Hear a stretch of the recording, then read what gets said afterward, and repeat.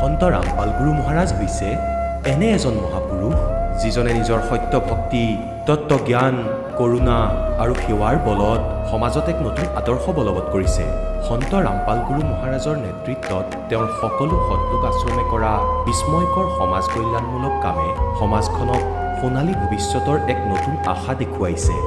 সন্ত ৰামপাল গুৰু মহাৰাজৰ পৰা নাম দীক্ষা গ্ৰহণ কৰাৰ পিছত লাখ লাখ লোকৰ কৰ্কট ৰোগ, এইডছ আদি দুৰাৰোগ্য ৰোগ নিৰাময় হ'ল। সন্তজনাৰ জ্ঞানৰ পৰা অনুপ্ৰাণিত হৈ তেওঁৰ অনুগামীসকলে লাখ লাখ ইউনিট ৰক্তদান কৰে। সন্তজনাই লাখ লাখ ভগ্নী কন্যাৰ যৌতুকমুক্ত বিয়াৰ আয়োজন কৰালে। সন্তজনাই লাখ লাখ মানুহক ড্ৰাগছ আসক্তিৰ পৰা মুক্ত কৰিলে। কোটি কোটি ধ্বংসপ্ৰাপ্ত পৰিয়াল শান্তিত লাগিল। সন্তজনাৰ আশ্ৰমত সমাৱেশৰ সময়ত বিনামূলীয়া চকুৰ চিকিৎসা আৰু দন্ত চিকিৎসাৰ ব্যৱস্থা কৰা হয়। সন্ত ৰামপাল গুৰু মহাৰাজৰ দ্বাৰা পৰিৱেশ সুৰক্ষাৰ উদ্দেশ্যে সময়ে সময়ে বৃহৎ পৰিসৰত বৃক্ষৰোপণ কৰা হয়। সন্তজনাই আৰ্তজনক তাৎক্ষণিক সকাহ দিবলৈ এম্বুলেন্স সেৱা আৰম্ভ কৰিছে। সন্তজনাই তেওঁৰ অনুগামীসকলক তেওঁলোকৰ শৰীৰ দান কৰিবলৈ অনুপ্ৰাণিত কৰে, যাতে মানৱতাৰ সেৱা আৰু চিকিৎসা ক্ষেত্ৰত উন্নতি কৰিব পৰা যায়। সন্ত ৰামপাল গুৰু মহাৰাজৰ সকলো আশ্ৰমত প্ৰতিদিনে বিনামূলীয়া ধৰ্মভোজৰ আয়োজন কৰা হয়, য'ত প্ৰতিবাৰেই প্ৰতিটো জাতি, প্ৰতিটো ধৰ্মৰ মানুহে একেলগে বহি ভোজন কৰে।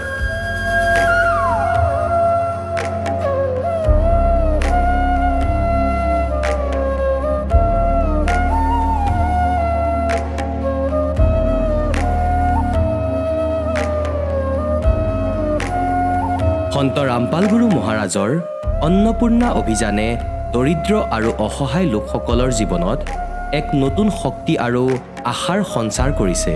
ঘৰে ঘৰে খাদ্য সামগ্ৰী আৰু প্ৰয়োজনীয় সাহায্য প্ৰদান কৰি সন্ত ৰামপাল গুৰু মহাৰাজে মানুহক দুখ আৰু অসহায় অৱস্থাৰ সৈতে যুঁজিবলৈ শক্তি প্ৰদান কৰিছে।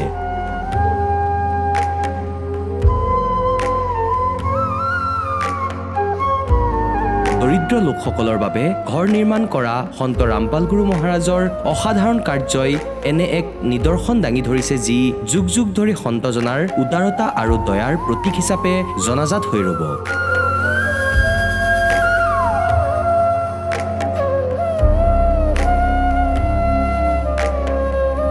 সন্ত ৰামপাল গুৰু মহাৰাজৰ আশ্ৰমত সহস্ৰাধিক বৃদ্ধ বৃদ্ধাই শ্ৰদ্ধা আৰু মৰমেৰে জীৱন যাপন কৰাৰ সুযোগ পায়। তেওঁলোকৰ থকা খোৱাৰ আৰু স্বাস্থ্যৰ সম্পূৰ্ণ দায়িত্ব সন্ত ৰামপাল গুৰু মহাৰাজে বহন কৰে। অনাথ শিশুৰ বাবে সন্ত ৰামপাল গুৰু মহাৰাজৰ সকলো আশ্ৰম বিশেষ বৰদানতকৈ কম নহয়, য'ত তেওঁলোকক শিক্ষা, সংস্কাৰ আৰু ভৱিষ্যতৰ বাবে উন্নত সুবিধা প্ৰদান কৰা হয়। বানপানী, ভূঁইকঁপ বা মহামাৰী যিয়েই নহওক, সন্ত ৰামপাল গুৰু মহাৰাজ আৰু তেওঁৰ অনুগামীসকল সদায় আৰ্তজনৰ বাবে আগৰণুৱা হৈ থাকে। ক'ভিড মহামাৰীৰ সময়ত সন্ত ৰামপাল গুৰু মহাৰাজৰ আশ্ৰমৰ পৰা কোটি কোটি লোকক খাদ্য, ঔষধ আৰু জীৱন ৰক্ষক সামগ্ৰী যোগান ধৰা হৈছিল। দুখীয়াক সকাহ কৰাই হওক বা যিকোনো শোষিত বা নিপীড়িত শ্ৰেণীৰ অধিকাৰ আৰু মৰ্যাদাৰ বাবে যুঁজ দিয়াই হওক, সন্ত ৰামপাল গুৰু মহাৰাজে সদায় তেওঁলোকৰ সকলো ন্যায্য দাবী চৰকাৰৰ ওচৰলৈ লৈ গৈছে আৰু তেওঁলোকক উপযুক্ত ন্যায় প্ৰদানৰ ক্ষেত্ৰত গুৰুত্বপূৰ্ণ ভূমিকা পালন কৰি আহিছে। সমাজত আধ্যাত্মিক আৰু সামাজিক মূল্যবোধৰ প্ৰতি সজাগতা অনাৰ প্ৰতিটো পদক্ষেপতে সন্ত ৰামপাল গুৰু মহাৰাজ মানৱতাৰ প্ৰকৃত সেৱক হিচাপে প্ৰমাণিত হৈছে। সন্ত ৰামপাল গুৰু মহাৰাজৰ জীৱনে আমাক শিকাইছে যে প্ৰকৃত সেৱা সেইটোহে যিটো নিস্বাৰ্থভাৱে কৰা হয়। আহক আমিও এই মহান সন্তজনৰ এই মহান সেৱাৰ কামত যোগ দিওঁ আৰু সন্ত ৰামপাল গুৰু মহাৰাজৰ পৰা নাম দীক্ষা লৈ আমাৰ জীৱন ধন্য কৰি তোলোঁ।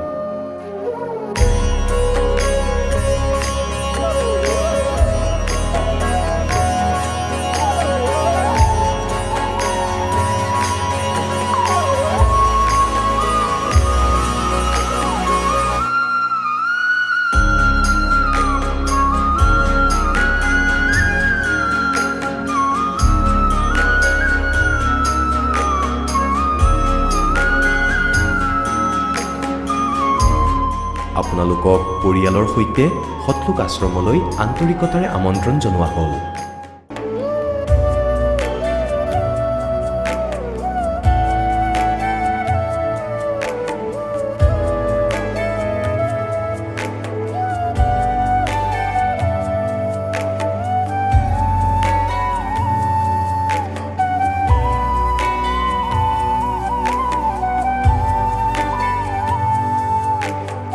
ব্ৰহ্মাৰ পিতৃ কোন? কোন বিষ্ণুৰ মা? শংকৰৰ ককা কোন? আমাক কৈ দিয়া।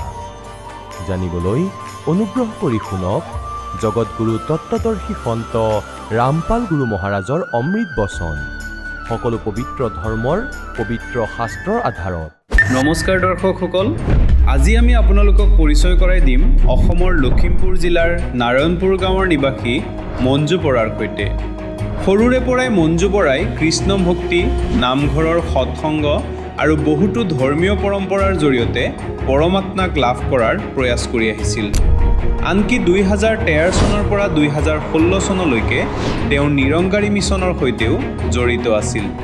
কিন্তু ইমান সাধনা কৰাৰ পিছতো জীৱনৰ কষ্টবোৰ দূৰ নহ'ল।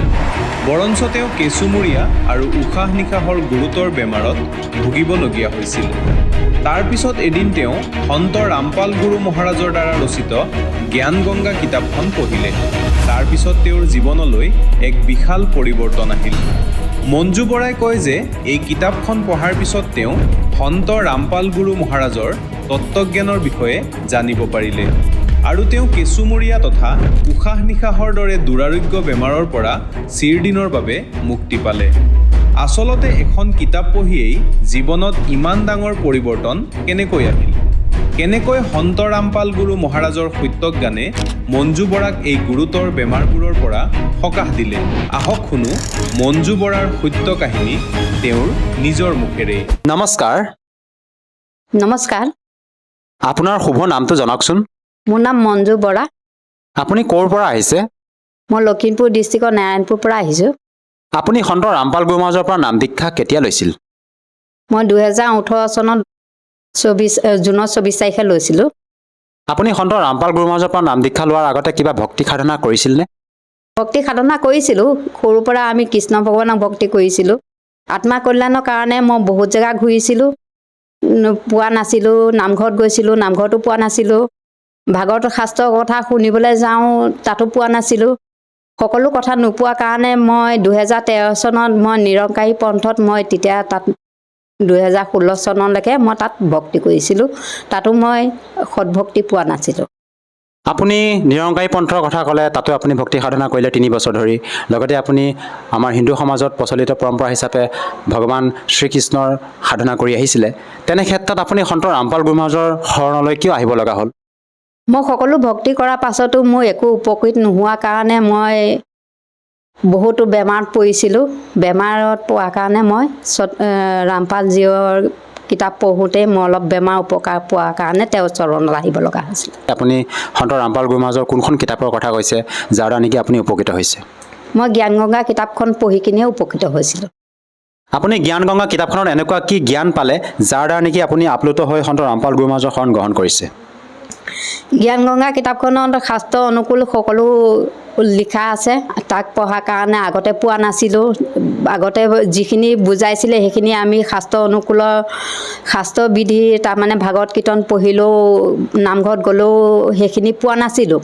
নোপোৱাৰ কাৰণে মই জ্ঞান গংগাখনত পাই মই তেতিয়া ৰামপালজীৰ চৰণত আহিবলৈ মই উপকৃত হৈছিলোঁ। আৰু সন্ত ৰামপাল গুৰু মহাৰাজৰ পৰা দীক্ষা লোৱাৰ পিছত অন্য কিবা আৰু লাভ পাইছেনে আপুনি? মই সত ৰামপালজীৰ চৰণত অহাৰ পাছত বহুতো লাভ পাইছোঁ। কিতাপখন পঢ়ি থাকোঁতে মই 2টা বেমাৰ ভাল পাইছিলোঁ, কেঁচুমূৰীয়া বেমাৰ আৰু হেঁপানী বেমাৰ। তাত মই বহুত বছৰ দিন ভুগি আছিলোঁ। বহুত বছৰ দিন ভুগি থকাৰ পাছতো মোৰ ভাল হোৱা নাছিলে। তেতিয়া এজন ভকতে মোক জ্ঞান গংগা কিতাপখন দিলে। কিতাপখন পঢ়াৰ পাছতে অলপ অলপকৈ মোৰ বেমাৰ ভাল হৈছিলে। ভাল হোৱাৰ পাছত মই তেতিয়া ভাবিলোঁ যে তেখেতৰ ৰামপালজীৰ চৰণত গ'লে মানে মোৰ সকলো বেমাৰ আজাৰ ভাল হ'ব পাৰে। তেতিয়া মই ভাবিলোঁ মই তেখেতৰ চৰণত ভক্তি কৰিলে মানে দীক্ষা ল'লে মানে ভাল হ'ব বুলি তেখেতৰ চৰণত মই 2018 চনৰ জুনৰ 24 তাৰিখে মই দীক্ষা ল'লোঁ। আধুনিকতা এই যুগত আমাৰ চিকিৎসা পদ্ধতি উন্নত হৈছে। আপুনি যি বেমাৰৰ কথা ক'লে, আপোনাৰ জ্ঞান গংগা পুথিখন পঢ়াৰ আগতে যি বেমাৰ আছিল আপোনাৰ, সেই বেমাৰৰ বাবে আপুনি ডক্টৰৰ কাষলৈ যাব লাগিছিল। আপুনি ডক্টৰৰ কাষলৈ গৈছিলনে? মই বহুতো ডক্টৰক দেখাইছিলোঁ। আলঙতো দেখালোঁ। আলঙত 3জন ডক্টৰে চালে, তেওঁ মোক বেমাৰ ভাল কৰিব নোৱাৰিলে। নাৰায়ণপুৰতো দেখালোঁ, লখিমপুৰ চাবতী মেডিকেলতো দেখালোঁ। তাৰপিছত মই এবাৰ গুৱাহাটীতো দেখালোঁ।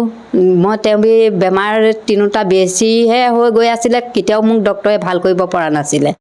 তাৰপিছতে একজন ভকতে যেতিয়া মোক জ্ঞান গংগা কিতাপখন দিলে, মই লাহে লাহে 2016 চনত দিলে, মই কিন্তু 2 বছৰ দিন পঢ়া নাছিলোঁ। 2 বছৰ দিন নপঢ়াৰ কাৰণে মই একো বুজা নাছিলোঁ। তাৰপিছত 2 বছৰৰ পাছত মই কিতাপখন লাহে লাহে পঢ়িবলৈ ল'লোঁ। মোৰ লাহে লাহে হেঁপানী বেমাৰটোও ভাল হৈছেগৈ, আৰু পাইলছ বেমাৰটো তেজ ওলাই থাকে, এইটোও ভাল হৈছেগৈ। সেইটো ভাল হোৱাৰ পাছত মই ভাবিলোঁ যে তেখেত আচলি পৰম ঈশ্বৰ আহিছে। আৰু সৰুতে দেউতাই কৈছিলে যে গছৰ গুৰিত পানী দিলেহে আত্মা কল্যাণ হ'ব। তেতিয়া মই কিতাপখন পঢ়োঁতে এইখিনি পালোঁ, ভাগৱতৰ মূল তত্ত্ববিলাক পালোঁ। তেতিয়া মই তেখেতৰ চৰণত আহিলোঁ। আৰু শাৰীৰিকভাৱে অন্য কিবা আপুনি লাভ পাইছেনে? মইনো কিনো ক'ম, শাৰীৰিকভাৱে বহুত লাভ পাইছোঁ। মই 3বাৰকৈ এক্সিডেণ্ট হৈ কিনিও মই এক্সিডেণ্টৰ পৰা বাচিলোঁ। কিন্তু মোৰ লগত যোৱা যিকেইজন আছিলে তেখেতলোকে বহুত দুখ পালে, ডক্টৰৰ ওচৰত যাব লগা হ'লে। মোৰ গাত কিন্তু অকণো দুখ নাপালোঁ, মই অকণো দুখ পোৱা নাই। আৰু পৰম পিতাই মোক এনেকুৱা দিছে যে আজিলৈকে বিষ কোপ একো নাই। আৰু এবাৰ মোক গৰুৱে ৰছীয়ে পাক খুৱাই কিনি মোক গৰু ৰছীৰ পৰা পেলাই 4টাকৈ দাঁত ভাগিলে, তেজ অলপমান ওলাইছে। ওলোৱাৰ পাছতো মই বিষ অকণো উপলব্ধি কৰিব নোৱাৰিলোঁ। মই আজিলৈকে এটা টেবলেটো মই খাই কিনি পোৱা নাই। সেইখিনি উপকৃত বহুত পালোঁ। আৰু আপুনি যি দুৰ্ঘটনাৰ কথা ক'লে, আপুনি এক্সিডেণ্টৰ কথা কৈছে, কেনেকুৱা এক্সিডেণ্ট হৈছিল আপোনাৰ? 3বাৰকৈ এক্সিডেণ্ট হৈছে। এবাৰ স্পীড ব্ৰেকাৰত হৈছে, মই হেলেমলৈ আহি থাকোঁতে। 2বাৰ ইটানগৰলৈ যাওঁতে এক্সিডেণ্ট হৈছে। এবাৰতো মই পাল্টি খাই পৰি গৈছিলোঁ, একদম মই মাথাটো তলত দি পৰি গৈছিলোঁ। মই যে নেবাচি মোৰ ডিঙিটো ভাগি যাব বুলি ভাবিছিলোঁ। কিন্তু পৰমপিতাৰ আশীৰ্বাদত মোৰ একোৱে নহ'লে। স্বামীয়েতো বহুত দুখ পালে, তেওঁ দীক্ষা লোৱা নাছিলে। মই দীক্ষা লোৱা আছিলোঁ কাৰণে মই পাল্টি খাই পৰিছোঁ যদিও মই দুখ পোৱা নাছিলোঁ। আৰু এইটো আচৰিত কথা, ভাবিব লগা কথা, এজন সন্তৰ পৰা নাম দীক্ষা লোৱাৰ পিছতে আপোনালোকে বিভিন্ন সমস্যাৰ পৰা পৰিত্ৰাণ পাইছে। এইটো কেনেকৈ সম্ভৱ? আচলতে ৰামপাল গুৰু মহাৰাজে আপোনালোকক এনেকুৱা কি ভক্তিবিধি দিয়ে যাৰ দ্বাৰা নেকি ইমান উপকৃত হ'ব পাৰিছে? শাস্ত্ৰবিধি অনুকূল দিছে। আগতে আমি যিখিনি ভক্তি কৰি আছিলোঁ শাস্ত্ৰ অনুকূল নাছিলে। শাস্ত্ৰবিধি বুজাইছিলে, আমাৰ গুৰুবিলাকে যিখিনি বুজাইছিলে আমি সেইখিনি ভক্তি কৰিছিলোঁ। ৰাম নাম ল'বলৈ কৈছিলে, ৰাম নাম ল'লোঁ। ৰাম কোনজন নাম ল'ব লাগে সেইটো বুজি পোৱা নাছিলোঁ। কিন্তু আজি যে সত ৰামপালজীয়ে আমাক বুজাই দিছে, ৰাম যেন আমি আগতে এজন ৰামহে, দশৰথ পুতেক ৰামৰ কথাহে জানিছিলোঁ। আজি যে 4জন ৰাম আছে বুলি জানিছোঁ। 4জন ৰামক কোনজন ভক্তি কৰিলে মানে ভাল হ'ব, এইখিনিও বুজি পালোঁ। বুজি পোৱাৰ পাছত আমি তেখেতৰ চৰণত আহি কিনি সৎ ভক্তি কৰিছোঁ। আৰু বৰ্তমান আপুনি সন্ত ৰামপাল গুৰু মহাৰাজৰ পৰা নাম দীক্ষা লৈ বিভিন্ন প্ৰকাৰে লাভ পালে। আৰু যিসকল দৰ্শকে আপোনাক এই টিভি স্ক্ৰীণত প্ৰত্যক্ষ কৰি আছে, তেওঁলোকক আপুনি কি বাৰ্তা দিব বিচাৰে যাতে তেওঁলোকেও আপোনাৰ দৰে উপকৃত হ'ব পাৰে? তেওঁলোকক মই এইটোৱে প্ৰাৰ্থনা কৰিব পাৰোঁ, বাৰ্তানো কিনো দিম, মই এইটোৱে প্ৰাৰ্থনা কৰিব পাৰোঁ। বৰ্তমান সময়ত সত ৰামপালজীৰ ওচৰত দীক্ষা ল'বলৈ একেবাৰে সহজ। আপুনি মোবাইল, আজিকালি সকলোৱে পঢ়া শুনা মানুহ হয়, চবৰে হাতে হাতে মোবাইল আছে। মোবাইলত ইউটিউব আৰু ফেচবুকত সত ৰামপালজীৰ মংগল প্ৰবচন চাৰ্চ কৰক। চাৰ্চ কৰাৰ পাছত তাতে তলত মোবাইল নম্বৰ আহিব। মোবাইল নম্বৰ ডাইল কৰি আপুনি ওচৰৰ নামদান কেন্দ্ৰত গৈ নিঃশুল্ক দীক্ষা ল'ব পাৰিব। ধন্যবাদ থাকিল। সত চাহেব। দৰ্শকসকল, আপোনালোকে শুনিলে সন্ত ৰামপাল গুৰু মহাৰাজৰ পৰা নাম দীক্ষা প্ৰাপ্ত কৰি সুখী হোৱা ভকতৰ অনুভৱ। এতিয়া চাওক জগতগুৰু তত্ত্বদৰ্শী সন্ত ৰামপাল গুৰু মহাৰাজৰ মংগল প্ৰবচন। গতিকে এওঁলোকৰ তাতো এই দাসে বিচাৰে যে সকলো চাফা কৰি দিওঁ, যাতে আপোনালোকক কোনেও মিছগাইড কৰিব নোৱাৰে। গতিকে এই প্ৰকাৰে 15 নম্বৰ অধ্যায়ৰ 18 নম্বৰ শ্লোকটোক বুজা যে তাত কৈছে যে মোৰ অন্তৰ্গত যিমানবোৰ প্ৰাণী আছে সিহঁততকৈ মই উত্তম, সেইবাবে পুৰুষোত্তম বুলি কয়। এওঁলোকতকৈ শক্তিশালী, শ্ৰেষ্ঠ, সেইবাবে পুৰুষোত্তম ৰূপে প্ৰসিদ্ধ হৈ আছো। কিন্তু পুৰুষোত্তমটো কোনো আন। 15 নম্বৰ অধ্যায়ৰ 17 নম্বৰ শ্লোকত। গতিকে প্ৰসংগ এতিয়া আমি ইয়ালৈ আহোঁ যে তাক পৰমাত্মা বুলি কোৱা হয়। পৰমাত্মা, প্ৰভুৰ নামৰ অৰ্থ হ'ল স্বামী।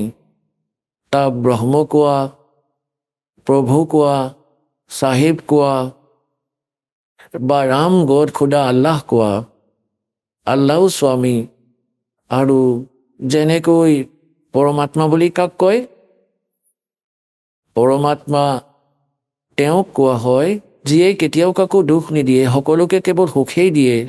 উত্তম পুৰুষাটো অন্য পৰমাত্মা ইতি উদাহৰতে। ये लोक तरम अविश्य विवर्ती अवे ईश्वरे। এতিয়া পৰমাত্মাই আহি নিজৰ মৰমীয়াল আত্মা ধৰ্মদাসক ক'লে যে ধৰ্মদাস আপুনি এই কালৰ লোকত আছে। এতিয়া ধৰ্মদাসে ক'লে যে প্ৰভু আপুনি যি কৈ আছে সেয়া শিৰোধাৰ্য, কিন্তু কথাখিনি মোৰ হজম হোৱা নাই। যে আমি লেতেৰা লোকত বাস কৰি আছোঁ এয়া কচাই লোক। সেই পৰমাত্মা চাওক কেনেকুৱা ফল ফ্ৰুইট আছে, কেনেকুৱা বাগ বাগিচা আছে, ঝৰ্ণা বৈ আছে, গংগাৰ দৰে নদী বৈ আছে। আৰু এই পৰমাত্মা কিমান দয়ালু, কিমান যে ঋতু বনাইছে, বতাহ বলি আছে আৰু কিমান ধুনীয়া শুদ্ধ বতাহ বলি আছে, কিমান ডাঙৰ পৃথিৱী, য'ত ইচ্ছা বহা শোৱা অসুবিধা নাই, কিমান যে সুবিধা আছে ইয়াত। আমি কেনেকৈ মানি ল'ম যে এওঁ ভগৱান নহয়? তেতিয়া পৰমাত্মাই কৈছে যে পুণ্যাত্মাসকল ধৰ্মদাসক ক'লে যে এই কালক এটা অভিশাপ দিছে যে 1,00,000 মানৱ শৰীৰধাৰী প্ৰাণী কি নিত্য আহাৰ কৰিব আৰু 100 লাখ উৎপন্ন কৰিব মানুহ, মানে 25% এক্সট্ৰা ই উৎপন্ন কৰিব। ই সৎলোকত ভুল কৰিছিলে, যি কাৰণে ইয়াৰ এক লোক হ'ল, অভিশাপ লাগিল।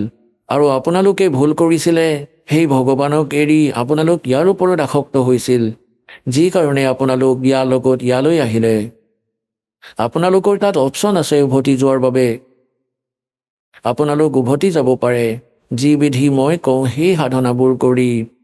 গতিকে ইয়াত এইবাবে আৰু এটা প্ৰশ্ন উঠিব ভকতসকলৰ মনত যে ভগৱানে ইয়াক অভিশাপ দিব নালাগিছিল।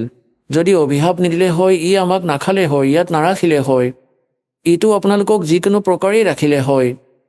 আৰু যদি পৰমাত্মাই ইয়াক অভিশাপ নিদিলে হয় 1,00,000 মানৱ শৰীৰধাৰী প্ৰাণীক নিত্য আহাৰ কৰাৰ, তেন্তে ই আপোনালোকক কেতিয়াও মানৱ শৰীৰ নিদিলে হয়।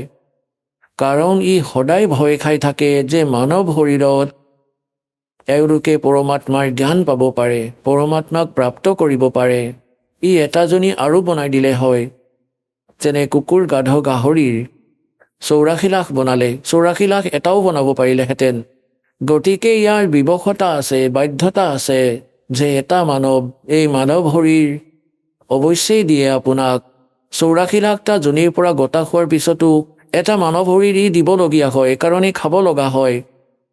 আৰু এই বিধান ভগৱানে বনাই দিলে যে প্ৰত্যেক প্ৰাণীক এটা মানৱ শৰীৰৰ সুযোগ নিশ্চয় দিব লাগিব।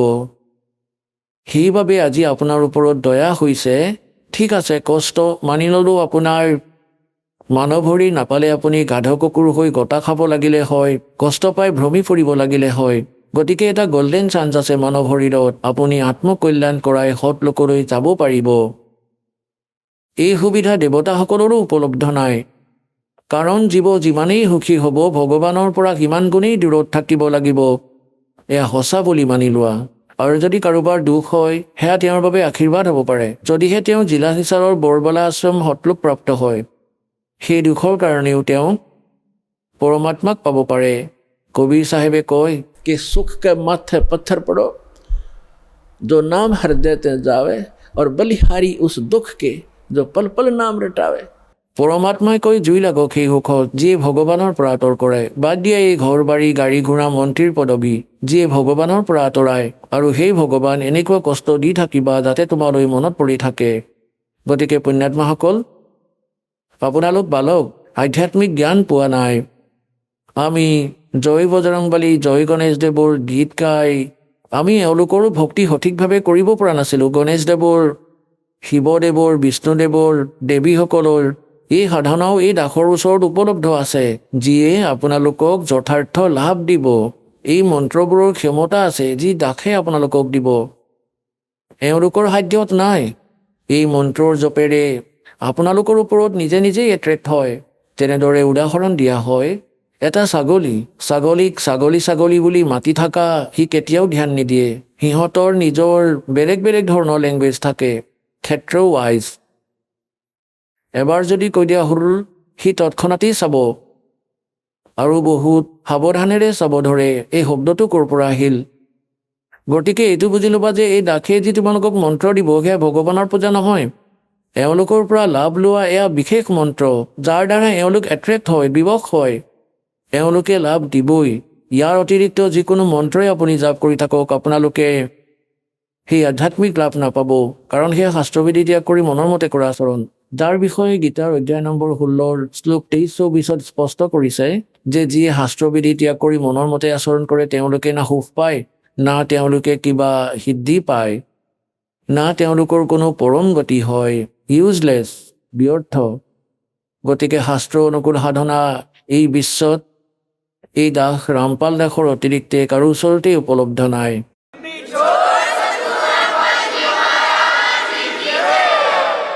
ইয়াক আপোনালোকে অভিমান বুলিয়েই ভাবক অথবা তত্ত্বজ্ঞান বুলি ভাবক, এয়া লাহে লাহে আপোনালোকে বুজি পাব যে দাসে কি ক'ব বিচাৰিছে।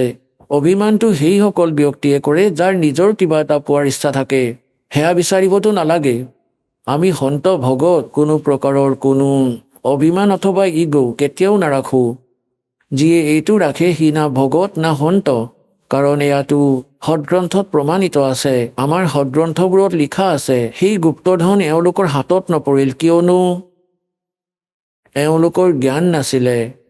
এতিয়া পুণ্যাত্মাসকল, যেনেকৈ শ্ৰীমদ ভাগৱত গীতাৰ 17 নম্বৰ অধ্যায়ৰ শ্লোক নম্বৰ 23 লিখা আছে, ওম তৎসৎ ইতি নিৰ্দেশে ব্ৰহ্মণতিৰ্বেদ সমৰ্থে ব্ৰাহ্মণা তেন বেদাত যজ্ঞা বিহিতা পুৰা। ইয়াৰ অৰ্থ এইটো যে সেই সচিদানন্দ ঘন ব্ৰহ্মৰ পৰমক্ষৰ ব্ৰহ্মৰ প্ৰাপ্তিৰ সেই শাশ্বত স্থানলৈ যোৱাৰ এটা 3টা আখৰৰ মন্ত্ৰ আছে, ওম তৎসৎ ইতি নিৰ্দেশ। নিৰ্দেশ মানে direction, nothing else, final decision. এতিয়া ইয়াততো ওম ব্ৰহ্মৰ হয়, ক্ষৰ পুৰুষৰ হয়, আৰু এই তৎ আৰু সৎ সাংকেতিক হয়। তৎ এয়া অক্ষৰ পুৰুষৰ, যাক অক্ষৰ ব্ৰহ্ম কোৱা হয়, যি 7 শংখ ব্ৰহ্মাণ্ডৰ স্বামী, এইটো মন্ত্ৰ। আৰু এয়া সৎ, এয়া পৰম অক্ষৰ ব্ৰহ্মৰ মন্ত্ৰ। আৰু এই তৎ আৰু সৎ সাংকেতিক। আৰু ইয়াত কৈছে, গুৰু বিন বেদ পঢ়ে যো প্ৰাণী, সমজন সাৰ ৰহে অজ্ঞানী। गुरु बिन काहु न पाया ज्ञाना, जो थोथा भूस छड़े मूड किसाना। সদগুৰুকে বিন, গুৰুৰ অবিহনে কোনোৱে বেদৰ জ্ঞান নাপাব। তেওঁ নিজৰ মতেই যি টি কৰি থাকিব, যেনেদৰে কোনো মূৰ্খ খেতিয়ক ধান বনাৰ পিছত যিবোৰ তুহ ৰৈ যায় আৰু সেই তুহখিনিক মাৰি আছে লাঠিৰে, দাণ্ডাৰে, অথবা সেইবোৰ ধৰি ঠেকেচি আছে। কি কাৰণে? যদি তাক সোধা তেতিয়া সি ক'ব, ইয়াৰ পৰা মই কণা উলিয়াম, চাউল উলিয়াম। গতিকে তাৰ জ্ঞান নাই, মূৰ্খ হয়। আৰু বুদ্ধিয়কজনেতো তাৰ পৰা উলিয়াই লৈয়ে গ'ল, সেয়াতো তুঁহে পৰি আছে। গতিকে তুঁহখিনি যিয়ে খুন্দি আছে, গতিকে সি তত্ত্বমাৰ্গৰ সৈতে পৰিচিত নহয়। তো यहाँ बताया है, गुरु बिन काहु न पाया ज्ञाना, जो थोथा भूस छड़े मूड किसाना। गुरु बिन वेद पढ़े जो प्राणी, और समझे न सार रहे अज्ञानी। গতিকে এওঁলোক অজ্ঞানী। বহুত ভকতে আহি কয় যে মই সুধাংশুদেৱৰ পৰা নাম লৈ থৈছোঁ, আৰু কয় যে মোৰ ভূত প্ৰেতৰ বাধাও আছে বহু বছৰৰ পৰা। ঠিক আছে, তেন্তে সুধাংশুদেৱৰ মন্ত্ৰই আপোনাক কি কামত দিলেনো? কি নাম দি থৈছে? হৰি ওম তৎসৎ। কি যে কথা কোৱা! এওঁলোকেই সেই নিম হাকিম। कहते वस्तु कहाँ खोजे कहाँ, किस विद लागे हाथ, एक पलक में पाइए भेदी ले ले साथ। এতিয়া এই তৎ আৰু সৎ সেয়া সাংকেতিক। ওম তৎসৎ জপ নকৰিবা, হৰি ওমটো কেতিয়াও কৰিবই নালাগে। ওমৰ অপমান কৰিছা তোমালোকে। ওম মন্ত্ৰ অকলেই জপ কৰা হয়, ইয়াৰ লগত একোৱেই জোৰা লগাব নালাগে। এনেকৈয়ে এতিয়া কি কৈছে যে যেনেকৈ এজন ধনী ব্যক্তি আছিলে, মহাজন আছিলে, সাহুকাৰ, তেওঁ নিজৰ বেদত, বহীত, ডায়েৰীত লিখি থলে, তেওঁ নিজৰ ঘৰৰ পদূলিতে এটা মন্দিৰ বনাই থৈছিলে, আৰু তাত বহীত লিখি থলে, পেদত, ডায়েৰীত, যে চান্দিনী চৌদশ মানে চান্দিনী চৌদশ ৰাতি 12 বজাত মন্দিৰৰ গুমজত ইমান কিলো ৰূপ, ইমান কিলো সোণ আৰু ইমান নগদ পইচা জমা কৰি থৈছোঁ, লুকাই থৈছোঁ। সেইবাবে ক'ড ৱৰ্ডত লিখিছিলে যাতে ল'ৰা ছোৱালীয়ে ভুলতেও বিচাৰি নাপায়, ওলাই নলওক, মই যোৱাৰ পিছত যাতে সেইবোৰ প্ৰয়োগ নকৰক। সেইবাবে চোৰৰ ভয়তে তেওঁ এনেকৈ লুকুৱাই থৈছিলে। আগৰ দিনত বেংক নাছিলে। সেই মহাজনজনৰ মৃত্যু হৈ গ'ল হঠাতে। দেউতাকৰ অন্তিম সংস্কাৰ কৰাৰ পিছত তেওঁৰ ল'ৰা ছোৱালীয়ে তেওঁৰ লিখা লিখনিবোৰ চালে। তেওঁলোকে সেই ডায়েৰীখন চালে, তাত লিখা আছিলে চান্দিনী চৌদেশ, ৰাতি 12 বজাত মন্দিৰৰ গুমজত ইমান ধন লুকুৱাই থৈছোঁ। গতিকে তেওঁৰ ল'ৰা ছোৱালীয়ে 2-3 দিনৰ পিছত নিজৰ দেউতাকৰ ক্ৰিয়াকৰ্ম শেষ কৰি 1 সপ্তাহ 10 দিন 12 দিনৰ পিছত সেয়া মন্দিৰৰ গুমজটো ভাঙি দিলে ৰাতিৰ সময়ত। তেওঁলোকে ভাবিলে যে দেউতাই এয়া সংকেত দিছে, দিনত ভাঙিলে মানুহে দেখিব, সেইবাবে ৰাতি ভাঙিবা। গতিকে ৰাতি তেওঁলোকে মন্দিৰৰ গুমজটো ভাঙি দিলে। তাত কিন্তু একো নাপালে। তেওঁলোকে নিৰাশ হ'ল যে দেউতাই আমাক ভুলকৈ দিশ দেখুৱাই থৈ গ'ল, আমাক ঠগিলে আৰু ধন আন ঠাইত লুকুৱাই থৈ গ'ল। এতিয়া সেয়া কেনেকৈ বিচাৰিম? গ'ল হাতৰ পৰা। বহুত ধন আছিলে, বহুত কান্দিব ধৰিলে। কিছুদিনৰ পিছত কোনোবা তেওঁৰ দেউতাকৰ বন্ধু মহাজন আহিল। ল'ৰা ছোৱালীয়ে নিজৰ সমস্যা তেওঁৰ সন্মুখত ক'লে যে খুৰা এনেকুৱা সমস্যা হৈছে, আমাৰ দেউতাই আমাক মিছা কথা ক'লে, পইচা আন ক'ৰবাত লুকুৱাই থৈছে, গুমজত আছে বুলি দেখিছিলে, গুমজো ভাঙি দিলোঁ, মন্দিৰো ভাঙি দিলোঁ।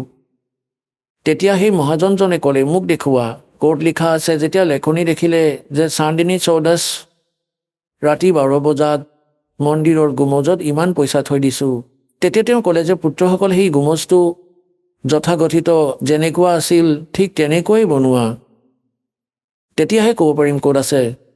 আৰু চান্দিনী চৌদাশ আহিব দিয়া। 15 দিনৰ পিছত, মাহ দিন পিছত, 20-15 দিন পিছত সেই চান্দিনী চৌদাশ আহিবলগীয়া আছিলে। তেনেকুৱাই এটা গুম্বজ বনাই দিলে। ৰাতিৰ সময়ত, পূৰ্ণিমা ৰাতি, আৰু গুমজৰ পোহৰ পদূলিত য'ত পৰিছিলে সিহঁতৰ ঘৰত সেই মাটি খন্দুৱালে এই দিশ দেখুৱাইছে, গতিকে ইয়াত খান্দা, তাতে ধন পাই গ'ল। তেওঁলোকে সকলোবোৰ গুম্বজ ভাঙি দিছে। স্থানৰ কথা গম পোৱা নাছিলে। এওঁলোকে সদগ্ৰন্থৰ ক'ড নাজানিছিলে, জ্ঞান নাছিলে।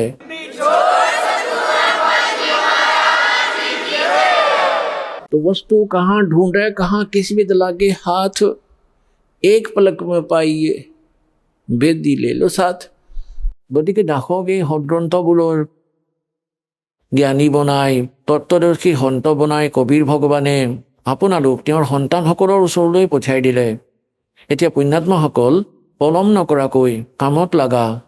कहते समझा है तो सर दर पाओ और भौर नीरे सदाओ। গতিকে গৰীবদাস দেৱে কৈছে, গৰীবদাস ये वक्त जाते रोग इस पैरे न। হাতৰ পৰা এই মানৱ শৰীৰ গুচি গ'ল, যথাৰ্থ ভক্তিও নাপালা, এই সময়ক লৈ কান্দিবা। कहते मानुष जीवन दुर्लभ है, मिले न बारंबार, और तर्ब से पत्ता टूट जा वो फिर नहीं लगता डार। এতিয়া যি প্ৰসংগ চলি আছে আমি তালৈ আহোঁ যে পৰমাত্মাৰ পৰিভাষা কি হয় আৰু কাল কাক কোৱা হয়। গতিকে এই প্ৰসংগ সম্পূৰ্ণ হ'ল যে যথাৰ্থ ভক্তি কি।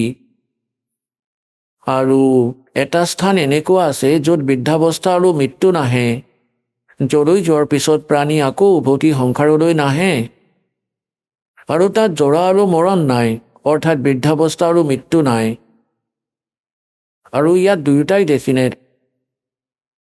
যদি মৃত্যুও আছে আৰু বৃদ্ধাৱস্থাও আছে, আয়ুস বেছি হ'লে বৃদ্ধাৱস্থা আহিব, আৰু অকাল মৃত্যু হ'লে পৰিয়ালৰ ওপৰত বিপদৰ পাহাৰ ভাঙি পৰিব। এজনী উপাৰ্জক আছিল, ল'ৰা ছোৱালীৰ এতিয়া কি হ'ব?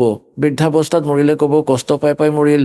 কোৱাৰ অৰ্থ এইটো যে যেতিয়ালৈকে আমি পৰমেশ্বৰৰ শৰণলৈ নাহোঁ তেতিয়ালৈকে আমি কালৰ ৰেঞ্জতেই থাকিম, আৰু যেতিয়া আমি কবিৰ ভগৱানৰ চৰণলৈ আহি যাওঁ তেতিয়া আমি কালৰ নিয়মৰ পৰা বাহিৰলৈ গুচি যাওঁ। তেতিয়া তাৰ বিধান আমাৰ ওপৰত কাৰ্যকৰী নহয়। আমি পৰমেশ্বৰৰ শৰণলৈ আহি যাওঁ, আৰু সমৰ্থবানৰ চৰণলৈ যিয়ে আহে তেতিয়া তেওঁ বাহিৰৰ ব্যক্তিয়ে দুখী কৰিব নোৱাৰে। সি স্বয়ঙেই জানে যে যদি এই মানুহজনক, এই শৰণাৰ্থীজনক জোকাই লওঁ তেন্তে মোৰ অৱস্থা বেয়া কৰি দিব। গতিকে এই প্ৰকাৰে আমি সমৰ্থবানৰ শৰণলৈ আহিছোঁ, কবিৰ ভগৱানেই সেই সমৰ্থবান দয়ালু পৰমাত্মা। তেওঁৰ শৰণলৈ আহিছা, তেওঁৰ শৰণ ত্যাগ নকৰিবা। ইমান ধ্যান নিশ্চয় কৰি ৰাখিবা। যদি নাম লোৱাৰ পিছতো সৰু সুৰা কষ্ট হয় তেন্তে এনেকৈ ভাবিবা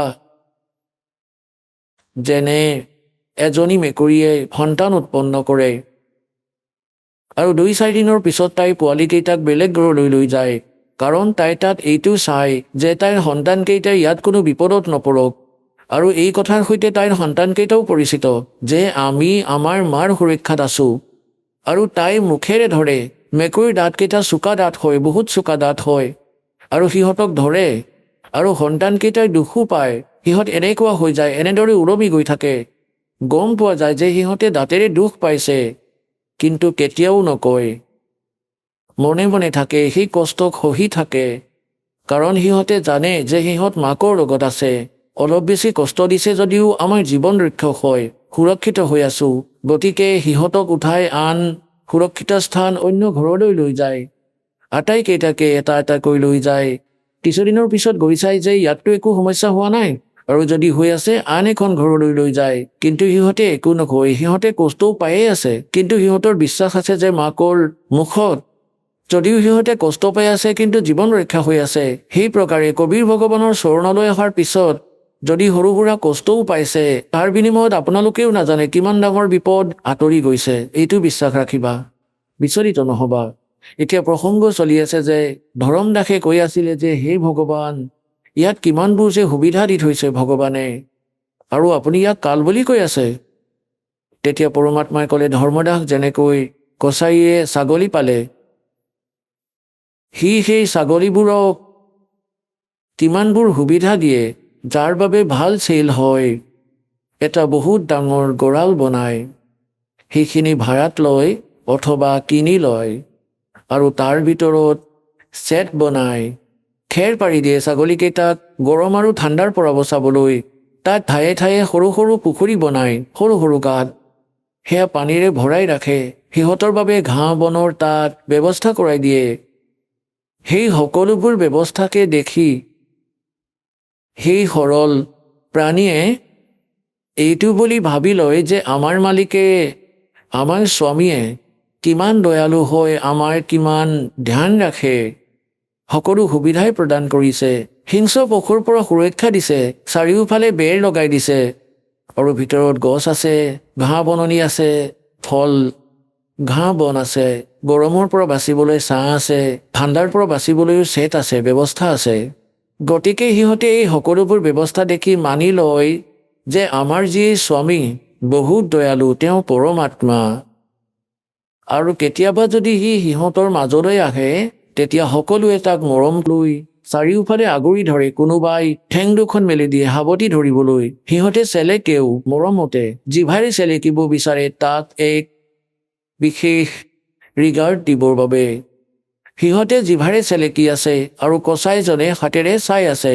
সিহঁতে ভাবে যে আমাৰ মালিকে আমাক মৰম কৰি আছে, কিন্তু সি চাই আছে যে কিমান মাংস হৈছে, কিমানত বেচিব পাৰিম, আৰু সিহঁতে ভাবে যে সিহঁতক মৰম কৰি আছে। গতিকে পুণ্যাত্মাসকল, পৰমাত্মাই কয় যে যি সময়ত সেই কচাইজনক যেতিয়া 5-10টামান ছাগলীৰ প্ৰয়োজন হয়, তেতিয়া সেই সময়ত ই এইটো নাচায় যে কোন কাৰ মাক হয়, কাৰ পুত্ৰ। এটা পৰিয়ালৰ 3টাকৈ একেলগেও আহিব পাৰে মাজৰ পৰা শকত শকত বাছোতে, আৰু সি উলিয়াই লৈ যি ভাল ভাল মাংসযুক্ত হৈছে, বহুত বিক্ৰী হ'ব। গতিকে সেই সময়ত সেই ছাগলীকেইটাইও গম পায়, সিহঁতে ইফালে সিফালে দৌৰিব ধৰে, কাৰণ সিহঁতে গম পায় যে সিহঁতক বিপদৰ স্থানলৈ লৈ যোৱা হ'ব। সিহঁতৰ আত্মাই ইমানখিনি আভাস পায়। গতিকে কোৱাৰ অৰ্থ এইটো যে একেই প্ৰকাৰে যি সুবিধা আপুনি ইয়াত দেখি আছে ধৰ্মদাস, পৰমাত্মাই কৈ আছে, কবিৰ ভগৱানে, এই সুবিধাবোৰ দেখি এনেকুৱা লাগিব যেন এওঁ বৰ দয়ালু ভগৱান, আৰু সেই সময়ত তোমাৰ বুদ্ধি হেৰাই যাব। কাৰোবাৰ পুত্ৰ মৰিব, কাৰোবাৰ পুত্ৰী মৰিব, এটা পৰিয়ালৰ 3-4টাকৈ সদস্য মৰি যাব। ইয়াত এজনে কৈ আছিলে, কোনোবাই চৰ্চাৰ পৰা সৎসংগ শুনি গৈ আছিলে, যাৰ সেই গাড়ীৰ ভিতৰত 16জন সদস্য আছিল এটা পৰিয়ালৰে। বুঢ়াজন ঘৰতেই আছিলে, 16জনেই এক্সিডেণ্টত মৰি গ'ল। কওক পুণ্যাত্মাসকল, তেওঁলোকৰ ঘৰ গাড়ী সকলোবোৰ ব্যৱস্থাই আছিলে, ক'ত নাশ হৈ গ'ল তেওঁলোকৰ। গতিকে কোৱাৰ অৰ্থ এইটো যে সেই সময়ত আপোনালোকৰ বুদ্ধি কলৈ যায়, এইবোৰ সুবিধা কোনে দি থৈছে আৰু 1 মিনিটতে কিয় কাঢ়ি লৈ গ'ল। গতিকে ইয়াক কাল বুলি কোৱা হয়। আৰু যিয়ে কেৱল সুখেই দিয়ে তেওঁক দয়াল বুলি কোৱা হয়, পৰমাত্মা বুলি কোৱা হয়। আপোনালোকে এওঁক পৰমাত্মা বুলি মানি লৈছে, কিন্তু এওঁ পৰমাত্মা নহয়। ইয়াততো আপুনি দুখৰ বাহিৰে একোৱেই নাপায়। লাগিলে আপুনি যিমানেই সুখী ব্যক্তি নেদেখে কিয় মিছা সুখেৰে যুক্ত, লাগিলে কোনোবা মন্ত্ৰীয়ে হওক বা প্ৰধানমন্ত্ৰীয়ে হওক অথবা ডাঙৰ মহাজনেই হওক, তেওঁলোকৰ যিমানবোৰ সুবিধাই নেদেখে কিয় গৰীব মানুহ এজনে এনেকৈ ভাবে এই গাড়ী ঘৰ থকাবোৰ চাগে বৰ সুখী, অথবা যিসকল অফিচাৰ কৰ্মচাৰী অধিকাৰী এওঁলোক বৰ সুখী চাগে। সুখ নামৰ কোনো বস্তু নাই এই লেতেৰা লোকত। সকলোৱে টেনশ্যনত থাকে। বাহিৰৰ পৰা দেখিলে এনেকুৱা লাগে বৰ সুখী, কিন্তু ভিতৰৰ পৰা সকলোবোৰ ফোপোলা। যাকেই নোচোৱা কিয় সকলোৱে টেনশ্যন লৈয়ে ফুৰে। গতিকে যি চিন্তা নোহোৱাৰ ঠাই আছে, স্থান আছে, সেয়া সত্য ৰূপ। তাক সুখসাগৰ বুলিও কয়, সুখসাগৰ বুলি কয়। এতিয়া পুণ্যাত্মাসকল, পৰমাত্মা আপোনালোকৰ ওচৰলৈ আহিবলৈ এতিয়া কেনেকুৱা কেনেকুৱা লীলা কৰে। मैं रोवत हूँ सृष्टि को, सृष्टि रोवे मोहे, गरीबदास इस वियोग को समझ न सकता कोई। जो जन मेरी शरण है ताका हूँ मैं दासे, गेल गेल लाग्या फिरूं हूँ जब तक धरती आकाशे। पुण्यात्माসকল, পৰমাত্মাই কয় যিয়ে এবাৰ মোৰ চৰণলৈ আহে তাক মই কেতিয়াও নেৰো, তাৰ লগতেই থাকিম। ঠিক আছে, তাৰ দুৰ্ভাগ্য সি ইয়াৰ পৰা ওলাব পৰা নাই, তথাপিও পৰমাত্মা ইমানেই দয়ালু আপোনাৰ পিছে পিছেই লাগি আছে। এতিয়া পুণ্যাত্মাসকল বিচাৰ কৰক, এই কিতাপ আপোনালোকে প্ৰাপ্ত কৰিলে অথবা টিভিত চাবলৈ পালে, এখন পৰিয়ালৰ 3জন 4জন 5জন সদস্য আছে, যাৰ মাজৰ 3জনে এই জ্ঞান বুজি পালে। তেওঁলোকৰ ইচ্ছা হ'ল যে আমি নাম ল'ম, দীক্ষা ল'ম, কল্যাণ কৰাম। তেওঁলোকে দীক্ষা ল'লে, প্ৰতিদিনে নিত্য নিয়ম, আৰতি, ৰামায়ণী সকলোবোৰ কৰি আছে, মন্ত্ৰ পঢ়ি আছে, সৎসংগলৈও আহি আছে। আৰু বাকী যি 2জন আছে তেওঁলোকে নাভাবেই, ক'লে এনেকৈ কয় তোমালোকেই কৰা, তোমালোকে পাৰ হৈ যাবা, আমি নিজৰটো চাই ল'ম। এতিয়া কিনো চাব, গাধ খোৱাৰ পিছত গাধৰখীয়াই চাই ল'ব। আপুনি কিনো চাব, পিঠিত লাঠিৰে মাৰিব, কঁকালত আঢ়ৈ মোনৰ বোজা থাকিব, তাৰপিছত চাই ল'বা। চাব এতিয়াহে লাগে জ্ঞানবোৰ বুজা। এতিয়া তেওঁ কিয় নাহে, যেনেকৈ কালিৰ যি সৎসংগ আছিলে তাত এইটো আছিলে যে 2 প্ৰকাৰেৰে মানৱ শৰীৰ প্ৰাপ্ত হয়। এটাটো পূৰ্বজন্মৰ পুণ্যকৰ্মৰ আধাৰত মানৱ শৰীৰ একেলগে 2, 4, 10, 50 বাৰো প্ৰাপ্ত হ'ব পাৰে, বেছিও হ'ব পাৰে। কিন্তু সেই পুঁজি সমাপ্ত হোৱাৰ পিছত 84 লাখ জনীলৈ যাবই লাগিব। যদি সেই মনুষ্য জীৱনত আপুনি তত্ত্বদৰ্শী সন্ত নাপায়, এতিয়া যি প্ৰসংগ চলি আছে, মানৱ শৰীৰ প্ৰাপ্ত কৰি যি প্ৰাণীয়ে সৎভক্তি নকৰে 2 প্ৰকাৰে মানৱ শৰীৰ প্ৰাপ্ত হয়। এটাটো কৈ দিলোঁ আপোনাক পূৰ্বজন্মৰ পৰা, যেনেকৈ পৰমাত্মা চন 1398 সতলোকৰ পৰা গতি কৰি আহিছিল, 1518লৈকে 120 বৰ্ষ এই ধৰাত থাকিলে, কাশীৰ ভিতৰত বাৰাণসীত শিপিনীৰ কাম কৰি আছিলে, আৰু নিজৰ সন্তানক এটা সময়ত 1000 স্থানত প্ৰকট হৈ পৰমাত্মাই জ্ঞান শুনাইছিলে, তেওঁলোকক লাভ দিছিলে, আশীৰ্বাদ দিছিলে, সুখ পাইছিলে, তেওঁলোকে মন্ত্ৰ জপ কৰিছিলে। 64 লাখ শিষ্য হৈ গৈছিলে সেই ধানকৰ শিপিনীৰ, এজন গৰীব ঝুপৰিত থকা ব্যক্তিৰ 64 লাখ শিষ্য হৈছিল, ইমান সুখ দিছিল পৰমাত্মাই। গতিকে সেই সময়ত আপোনাক চাৰ্জ কৰি থৈ গ'ল ভগৱানে, কবিৰ ভগৱানে, আৰু তাৰ পৰাই আপোনালোকৰ মনুষ্য জীৱন হৈ আহিল। 64 লাখ শিষ্য আছিলে সেই সময়ত, 64 লাখ। না কোনো মিডিয়া আছিল, না কোনো মাইক বা স্পীকাৰ আছিল। সি পৰমাত্মাই অসংখ্য ৰূপ ধৰিব পাৰে। গতিকে যি কাৰণে তেওঁ আপোনালোকক চাৰ্জ কৰিলে, আপোনালোকে মনুষ্য জীৱন পাই আহিছে, যদিও আপোনালোকে বেলেগ পূজা কৰি আছিলে তথাপিও আপোনালোকৰ পূৰ্বজন্মৰ বেটেৰী চাৰ্জ হৈ থকাৰ বাবে সুখ পাই থাকিল। তথাপিও আপোনালোকে যদি কিবা দুখ পায় তেন্তে ইফালে ইফালে দৌৰিলে মন্দিৰলৈ, গুৰুদ্বাৰলৈ বা পাহাৰত কোনোবা গুহাত অথবা কোনো সন্তৰ সন্ধান কৰি থাকিলে তাৰ পৰা একো লাভ নহয় আপোনালোকৰ। আৰু দ্বিতীয় প্ৰকাৰৰ যি ব্যক্তি আছে, আপোনালোকক কৈছোৱেই, এজনটো 84 লাখ যোনিৰ প্ৰাণীৰ মাজৰ পৰা পাৰ হৈ এটা মানৱ শৰীৰ টাৰ্ণ ৱাইজ পায় স্ত্ৰী অথবা পুৰুষৰ। গতিকে যি এনেকৈ 84 লাখ যোনি পাৰ হৈ আহিছে তেওঁ কালৰ দৃঢ় হয়, তেওঁ কালৰ অধীনত আছে, সি কালৰ ৰেজিষ্ট্ৰিত আছে। এতিয়া সি ভক্তি কৰিব নোৱাৰে। এটা পৰিয়ালত 3জনে নাম লৈ থৈছে, সৎভক্তি কৰি আছে, বুজাই আছে, তেতিয়া কৈ ঠিক আছে কৰি থাকা।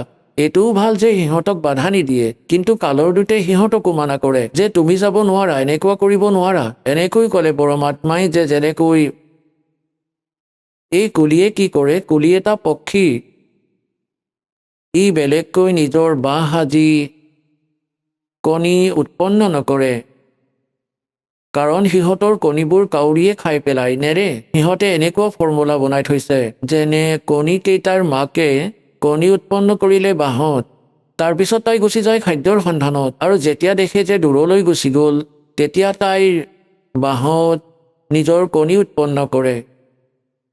আৰু যেতিয়া সেই কাউৰীজনী আহে ঘূৰি, তাই দুমোজাত পৰি যায় যে কোনকেইটা মোৰ হয় কোনকেইটা আনৰ হয়। তেতিয়া এই দুমোজাত তাই 4টা কণী প্ৰতিপালন কৰিবলৈ আৰম্ভ কৰি দিয়ে। যেতিয়া কণী ফুটি পোৱালীকেইটা ওলায় তেতিয়া সিহঁত দেখাত একেই থাকে, দেখাত পাৰ্থক্য নাথাকে, একেবাৰে ছেম টু ছেম থাকে। আৰু সেই কুলিজনীয়ে চকু ৰাখে সেই বাঁহত যে এতিয়া এই পোৱালীকেইটাই কিমান উৰিব পৰা হ'ল, কিমান দূৰলৈ যাব পাৰে। তেতিয়া সেই আন দূৰৰ গছ এডালত বহি নিজৰ মাত মাতিবলৈ ধৰে, কুকুৰ মাত লগায়। যিকেইটা কুলিৰ পোৱালি সিহঁতে ইয়াৰ আভাস পায়, সিহঁতে ইফালে সিফালে চায়। যেতিয়া বাৰে বাৰে মাত দি থাকে তেতিয়া উৰি সিহঁতে মাকৰ মাতৰ পৰা আকৰ্ষিত হৈ নিজৰ মাকৰ ফালে উৰি গুচি যায়। আৰু কাউৰীজনীয়ে পিছে পিছে উৰি যায় যে মোৰ সন্তানকেইটা গ'ল। কুলিজনীয়ে উৰি গৈ দূৰৰ গছ এডালত বহি কু কু কৰি থাকে। তেতিয়া পোৱালীকেইটা তাৰ পৰা উৰি আগলৈ উৰি যায়।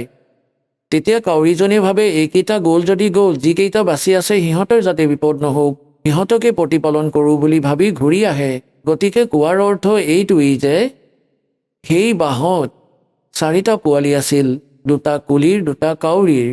কুলিৰ মাতে সিহঁতক আকৰ্ষিত কৰিলে, কাউৰী পোৱালীকেইটাৰ একো নহ'ল, সিহঁতে লক্ষ্যই কৰা নাই, আৰামত বহি থাকিল। গতিকে এই প্ৰকাৰে বুজা, যি পৰমাত্মাৰ পূৰ্বজন্মৰ সংস্কাৰী সন্তান সংস্কাৰবশতঃ এখন ঘৰতেই জন্ম লৈছে, যিসকল কালৰ সিহঁতে নামানিব, আৰু যিসকল কলিৰ সন্তান সিহঁতে সত্ৰক আশ্ৰম বৰবালালৈ সোনকালে আহিব, বেছি দেৰি নলগায়। অৰ্থাৎ যিসকল পৰমাত্মাৰ সন্তান পূৰ্বজন্মৰ সংস্কাৰী সিহঁত শীঘ্ৰেই আহিব। সমগ্ৰ পৰিয়াল আহি আছে, তেওঁলোক কলি পোৱালিৰ দৰে।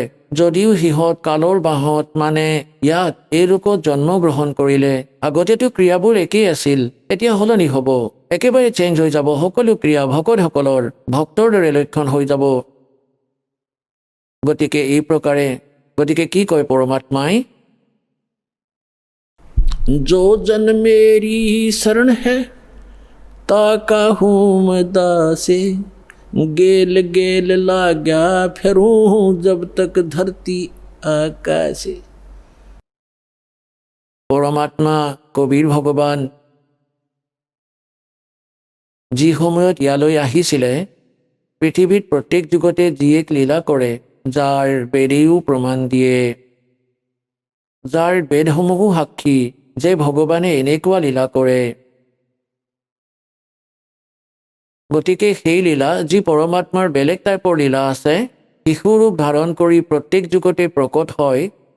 আৰু কমলৰ ফুলৰ ওপৰত, কমলৰ ফুলটো পানীতেই হয়, এইটো আণ্ডাৰষ্টুড যে নাৰায়ণেই হয়। নাৰ মানে জল, আয়ন মানে তাত আহি বিৰাজমান হোৱা, নাৰায়ণ বুলি কোৱা হয়। পৰমাত্মা কবিৰ চাহেব মানে অমৰ পুৰুষ, সত্য পুৰুষ, আদি পুৰুষ, যাক কোৱা হয় পৰম অক্ষৰ ব্ৰহ্ম। এই লীলা কৰে। সেই লীলা কৰিবলৈ চন 1398 সম্বত 1455 জেঠ মাহৰ পূৰ্ণিমাৰ দিনা সি পৰমাত্মা হতলোকৰ পৰা গতি কৰি আহিছিল আৰু পদুমৰ ফুলত কাশী চহৰৰ বাহিৰৰ এটা সৰোবৰত পুখুৰীত বিকশিত পদুমৰ ফুলৰ ওপৰত এটা নৱজাত শিশুৰ ৰূপ ধাৰণ কৰি বিৰাজমান হৈছিলে, যি তেওঁ প্ৰত্যেক যুগতে কৰে। সেই সময়ত নিৰু আৰু নিমা নামৰ মুছলমান শিপিনী আছিলে, তেওঁলোকে উঠাই লৈ গ'ল। সেই নিৰু নিমা সেই জনমত ব্ৰাহ্মণ আৰু ব্ৰাহ্মণী আছিলে। গৌৰী শংকৰ নাম আছিলে নিৰুৰ আৰু সৰস্বতী নাম আছিলে নিমাৰ। মুছলমানসকলে জোৰ কৰি সিহঁতক মুছলমান বনাইছিলে আৰু তেওঁলোকে যি কাৰণত আগতে তেওঁলোক শিৱ ভগৱানৰ পূজাৰী আছিল, শিৱদেৱৰ বাণী কৈ নিজৰ নিৰ্বাহ কৰিছিলে। পিছত সেই সুবিধা শেষ হৈ যোৱাৰ বাবে তেওঁলোকে শিপিনীৰ কাম কৰা আৰম্ভ কৰিলে। তেওঁলোকৰ প্ৰায় 20-30-40 বছৰমান হৈ গৈছিলে সেই ক্ৰিয়া কৰি থকা। তেওঁলোক শিপিনী ৰূপে প্ৰসিদ্ধ হৈছিল। তেতিয়া পৰমাত্মাই তেওঁলোকক শিশু ৰূপত পাইছিলে। লাহে লাহে তেওঁ ডাঙৰ হ'ল। আহক আমি এতিয়া সেই শ্ৰদ্ধালুসকলৰ অনুভৱবোৰ জানো, যিসকলে জগতগুৰু তত্ত্বদৰ্শী সন্ত ৰামপাল গুৰু মহাৰাজৰ পৰা দীক্ষাপ্ৰাপ্ত কৰিছে তথা তেওঁ কোৱা ভক্তিমাৰ্গ এওঁলোকে অৱলম্বন কৰি আছে। নমস্কাৰ দৰ্শকসকল। কোৱা হয় যে পৰমাত্মাই মীৰাবাইৰ বিষৰ পিয়লাটো অমৃতলৈ ৰূপান্তৰিত কৰিছিল। আজি তেনে এক ঘটনাই আমাৰ চকুৰ আগত ঘটা দেখা গৈছে। ৰামগড়ৰ নিবাসী বালগোবিন্দ কুমাৰৰ সৈতেও তেনে এক আচৰিত ঘটনা ঘটিছে, যিটো বিশ্বাস কৰাটো অতি কঠিন। আচলতে বালগোবিন্দক এটা অতি বিষাক্ত সাপে দংশন কৰিছিল, কিন্তু তাৰ পাছতো তেওঁ আজি জীৱিত আছে। দৰ্শকসকল, বালগোবিন্দৰ মতে তেওঁৰ সৈতে এনেধৰণৰ আৰু বহুতো অতুলনীয় লাভ হৈছে, যিবোৰ কেৱল সন্ত ৰামপাল গুৰু মহাৰাজে দেখুৱাই দিয়া ভক্তি সাধনাৰ দ্বাৰাহে সম্ভৱ হৈছে। দৰ্শকসকল, আচলতে সন্ত ৰামপাল গুৰু মহাৰাজে তেওঁৰ শিষ্যসকলক কেনেধৰণৰ ভক্তি সাধনাৰ উপদেশ দিছে, যাৰ জৰিয়তে তেওঁলোকে এনে অদ্ভুত আৰু অলৌকিক চমৎকাৰ লাভ কৰিছে। আৰু সঁচাকৈয়ে কোনো ব্যক্তি বিষাক্ত সাপে কামোৰাৰ পাছতো বাচি থকাটো সম্ভৱনে? আহক ইয়াৰ আঁৰৰ সত্যটো কি তাক জানো আৰু বালগোবিন্দ কুমাৰৰ মুখেৰে শুনো তেওঁৰ জীৱনৰ সেই বিশেষ কাহিনী। ছাৰ নমস্কাৰ। নমস্কাৰ ছাৰ। কি নাম আপোনাৰ? বালগোবিন্দ কুমাৰ। ক'ৰ পৰা আহিছে আপুনি? ৰামগড় ঝাৰখণ্ডৰ পৰা। সন্ত ৰামপালদেৱ মহাৰাজৰ পৰা নাম দীক্ষা কেতিয়া ল'লে আপুনি?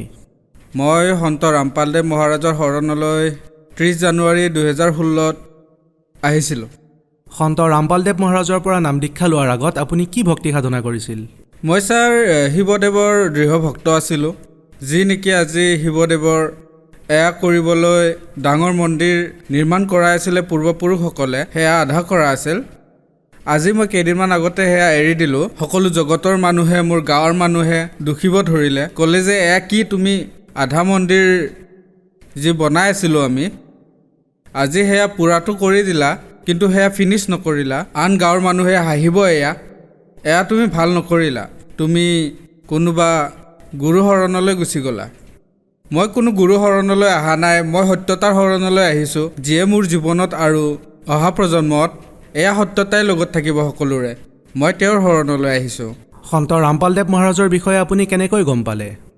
মোৰ বৰদেউতাৰ ল'ৰা ভগতদেৱ, তেওঁ প্ৰথমে শৰণলৈ গৈছিলে। তাৰপিছত তেওঁ মোক 2 বছৰৰ পৰা কৈ আছিলে যে ভাইটি কৰি লোৱা ভক্তি, পৰমাত্মা আহিছে, এতিয়া যদি নকৰা নাজানো কেতিয়া তুমি মৰা, তেতিয়া জীৱন ব্যৰ্থ হৈ যাব। তোমাৰ জন্ম মৃত্যুৰ যি ৰোগ সেয়া লাগিয়ে থাকিব আৰু তুমি ইয়াতেই থাকি যাবা। কৈছিলোঁ লৈ ল'ম, এনেদৰে মানাই কৰি থাকিলোঁ। কিন্তু এদিন এনেকুৱা হ'ল যে মই ডিউটিলৈ যাবলৈ ওলাই আহিছিলোঁ। তেতিয়া কিছুমানে সৎসংগৰ বাবে ইয়াত কৰমাত ঝাৰখণ্ডতে এটা নামদান কেন্দ্ৰলৈ গৈ আছিলে। তেতিয়া মই বাইক ওলাইছিলোঁ ডিউটি যাবলৈ, তেওঁলোক বলেৰ' এখনত বহি গুচি গৈছিলে। নাজানো, মোৰ এনেকুৱা লাগিল যে নহয় আজি যাব লাগিব। ডিউটি নগৈ মই চিধাই গুচি গ'লোঁ। কৈছিলে মোক বলেৰ'তে যাবলৈ, কিন্তু তেওঁলোক আধা দূৰ গৈ পালে। তাৰপিছত মোৰ বাইকতে স্পীডত গুচি গ'লোঁ। তেওঁলোকক 15 কিলোমিটাৰ 20 কিলোমিটাৰ প্ৰায় 15 কিলোমিটাৰ পিছত তেওঁলোকক ফোন কৰি লগ কৰিলোঁ আৰু ক'লোঁ ময়ো যাম, লৈ ব'লক। তাৰপিছত তেওঁলোকৰ লগত গ'লোঁ আৰু পৰমাত্মাৰ শৰণত নাম ল'লোঁ। সন্ত ৰামপালদেৱ মহাৰাজৰ পৰা নাম দীক্ষা লোৱাৰ পিছত আপুনি কি লাভ পালে? সন্ত ৰামপালদেৱ মহাৰাজৰ পৰা নাম লোৱাৰ পিছত মোৰ লাভ এয়া হ'ল যে মোক এডাল সাপে এইখন ভৰিত খুটিয়াইছিল, য'ত নেকি সেই সাপে খুটিয়ালে কোনেও জীয়াই নাথাকে। আজি পৰমাত্মাই মোক জীৱিত ৰাখিছে। আজি মই জগতৰ মানুহক দেখি আছোঁ আৰু তেওঁলোকেও মোক দেখি আছে। বহুত মানুহ মোৰ ঘৰলৈ আহিছিলে আৰু কৈছিলে যে জৰা ফুকা কৰা আৰু ডক্তৰক দেখুওৱা, তেতিয়া এজন ভগতদেৱ আছে মোৰ লগৰ ৰিমছ হস্পিটেল, যিখন ঝাৰখণ্ডৰ চৰকাৰী হস্পিটেল, তাত থাকে। মই সুধিলোঁ কি কৰোঁ। তেওঁ ক'লে যে নহয়, একো নহয় তোমাৰ। সন্ত ৰামপালদেৱ মহাৰাজৰ শৰণত যোন থাকে তেওঁতো কেতিয়াও ইয়াৰ বাবে পৃথিৱী সাক্ষী যে তেওঁৰ ভকতসকলৰ লগত একো বেয়া হোৱা নাই, যি হৈছে ভালেই হৈছে। যেতিয়া তেওঁ ক'লে মোৰ বিশ্বাস হৈ গ'ল যে নহয়, সন্ত ৰামপালদেৱ মহাৰাজৰ ভক্তিত যদি শক্তি আছে তেন্তে মই জীয়াই থাকিম, নহ'লে নাথাকোঁ। মোৰ মা দেউতাই কৈছিলে যে নহয় ডক্টৰক দেখুৱাব লাগিব, তালৈ যোৱা। মই ক'লোঁ একো নকৰোঁ, যি কৰিব পৰমাত্মাই কৰিব। আজি মই আপোনাৰ সন্মুখতেই আছোঁ আৰু পৃথিৱীবাসীৰ সন্মুখত আছোঁ। আৰু কি লাভ পালে ছাৰ? ছাৰ, এবাৰ মোৰ সন্তানটোৰ, সি প্ৰায় 3 বছৰীয়া, সি এবাৰ বিল্ডিঙৰ ছাদৰ পৰা পৰি গৈছিলে, য'ত তলৰ মজিয়াখন চিমেণ্টৰ আছিলে, য'ত সি মূৰ পেলাই পৰিছিলে। আৰু তেতিয়া মই তাৰ মূৰটো এনেকৈ চালোঁ আৰু তেতিয়া তাৰ মূৰত গাঁত হৈ তেজ জমা হৈ গৈছিলে। কিন্তু আজি সন্ত ৰামপালদেৱ মহাৰাজৰ শৰণত থকাৰ বাবে মোৰ সন্তানৰ একোৱে হোৱা নাই। সি একেবাৰে সুস্থ আৰু ভালকৈ আছে। সি ভালদৰে পঢ়া শুনাও কৰি আছে আৰু একেবাৰে সুস্থ। আৰু এবাৰ এনেকুৱা হ'ল যে মই গাড়ী চলাই থাকোঁতে হঠাতে পাছৰ চকাটো ফুটি গ'ল আৰু মই গমেই নাপালোঁ কি হৈছিলে। এডাল পোল আছিলে, মই ভাবিলোঁ গাড়ীৰ ইঞ্জিনটো গৈ পোলতেই খুন্দা খাব। কিন্তু এনেকুৱা হ'ল যে চিধি পোলৰ ফালে গৈ আছিলোঁ আৰু মাত্ৰ 10 খোজ আছিল আৰু গতিবেগ 60, কিন্তু গাড়ীখন উঠি গুচি গ'ল বাওঁফালে। আৰু গাড়ীখন এনেকুৱা হৈ যায়, না গাড়ীখনৰ কিবা ক্ষতি হয় না কাৰোবাৰ কিবা ক্ষতি হয়, গাড়ীখন আগৰ দৰেই থাকে। আজি ময়ো সুৰক্ষিত হৈ আছোঁ। আৰু 5জন ভকত মোৰ গাড়ীত আছিলে। গাড়ীখনত প্ৰায় 3 টনৰ লোড আছিলে। সেইবোৰো ঠিকে আছে, সকলোবোৰ ঠিকে আছে, ময়ো ঠিকে আছোঁ। গাড়ীখনৰো একো নহ'ল, মোৰো একো নহ'ল। সন্ত ৰামপালদেৱ মহাৰাজৰ শৰণলৈ গ'লে জগতেই জানে আৰু সকলো ভক্তই এই কথা কৈছেও, পৰমাত্মাৰ ভক্তিতেই এই শক্তি আছে যিয়ে এইবোৰ কৰিব পাৰে, অন্যথা আনে নোৱাৰে। আৰু ছাৰ, মোৰ ঘৰত প্ৰেত বাধা থাকে। এবাৰতো এনেকুৱা হ'ল যে এজন ওজা মোৰ ঘৰলৈ অনা হৈছিলে আৰু এনে কথাতে কৈ দিছিলে যে ছাগলী কাটিব লাগিব। সেইটোৱে লৈ আমাক চান্দা বিচাৰি আছিলে যে মোৰ দেউতাৰ ভায়েকসকলে। তেতিয়া আমি কৈছিলোঁ যে চান্দা নিদিওঁ, আমি এইবোৰ পূজা নকৰোঁ। তেতিয়া মোৰ দেউতাক কাটিবলৈ আগবাঢ়ি আহিল, কৈছিলে যে হয়তো আজি ছাগলী কাটিম, নহ'লে তুমি কিয় নিদিবা, ইয়াত 3টা ভাগ আছে, এটা ভাগ তুমি দিব লাগিব। মোৰ দেউতাই মানা কৰি দিলে। তেতিয়া ময়ো মানা কৰি দিলোঁ যে নিদিওঁ। তেতিয়া ক'লে যে হয়তো আজি ছাগলী কাটিম, নহ'লে তোমাক কাটিম। কিন্তু ইমানখিনি বিশ্বাস আছে যে মালিকৰ দয়াত আজি জীয়াই আছোঁ, এয়া লাভ পালোঁ। ছাৰ, আপুনি যে কৈ আছিলে আপোনালোকৰ ঘৰৰ ভিতৰত যি প্ৰেত বাধাৰ সমস্যা আছিল, সেয়া ঠিক হ'লনে? একেবাৰে ঠিক হ'ল। আজি মোৰ ঘৰত কোনো প্ৰেত বাধা নাই। সন্ত ৰামপালদেৱ মহাৰাজৰ যি এই জ্ঞান পালোঁ, আজি সেই আধাৰতে আমি ভক্তি কৰি আছোঁ আৰু সদায় আৰু যেতিয়ালৈকে প্ৰাণ থাকিব এই শৰীৰত, সন্ত ৰামপালদেৱে দিয়া সেই জ্ঞান আৰু সেই ভক্তিক আমি কৰিম আৰু পূৰ্ণ মুক্তি প্ৰাপ্ত কৰিম, সেয়া মোৰ লক্ষ্য।